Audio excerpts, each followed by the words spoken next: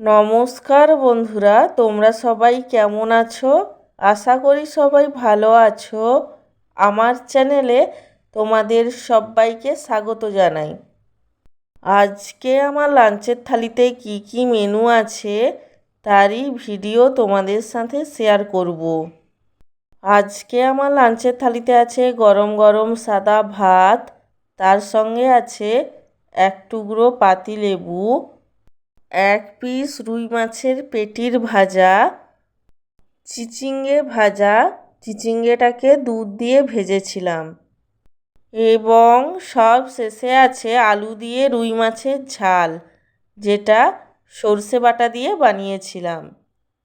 আমার আজকের এই সিম্পল লাঞ্চের থালির ভিডিওটি তোমাদের কেমন লাগলো সেটা কমেন্ট করে জানিও।